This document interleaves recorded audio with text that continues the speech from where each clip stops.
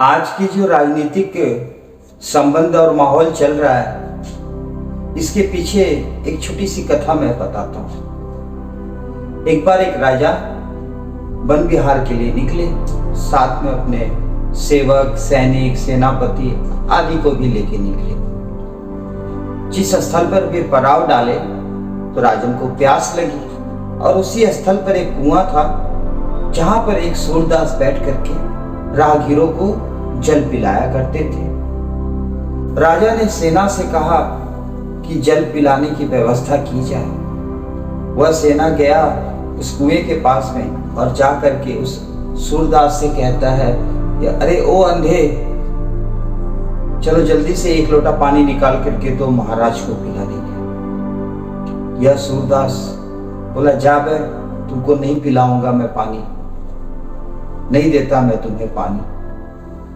अजीब लगा इस सेना को और यह जाकर के सेना प्रधान से बताया।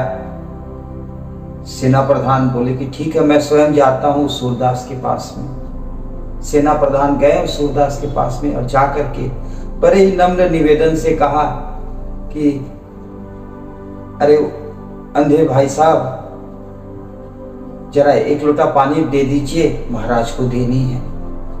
इस सूरदास ने कहा कि बड़े मीठी वाणी बोलते हो, लगता है तुम प्रधान हो, मैं नहीं देता हूं तुम्हें पानी, जाओ। उसे भी मना कर दिया उस सूरदास ने।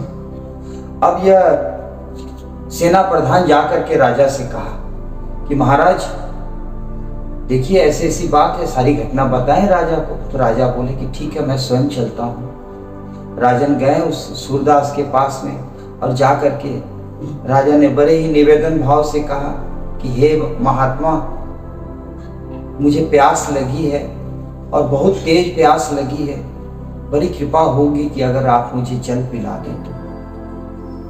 इस सूरदास ने कहा कि हाँ हाँ महाराज, क्यों नहीं, आपको जल पिलाऊंगा, आप बैठिए यहाँ पर। महाराज बैठ गए वहां पर। जल निकाल करके सूरदास ने महाराज को प्रदान किया। महाराज के मन में शंका खटकी। उन्होंने उस सूरदास से पूछा कि तुम कैसे भला जान गए। महाराज ने उस सूरदास से पूछा कि तुम भला कैसे जान गए कि मैं महाराज हूं। बहुत ही सुंदर इस सूरदास ने जवाब दिया महाराज को।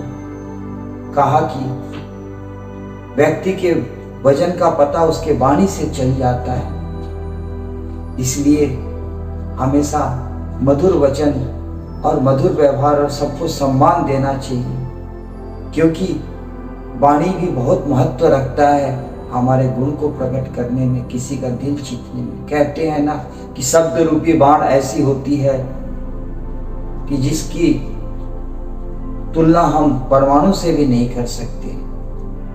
इसलिए सदैव मीठे वचन बोलने चाहिए। हरे कृष्ण।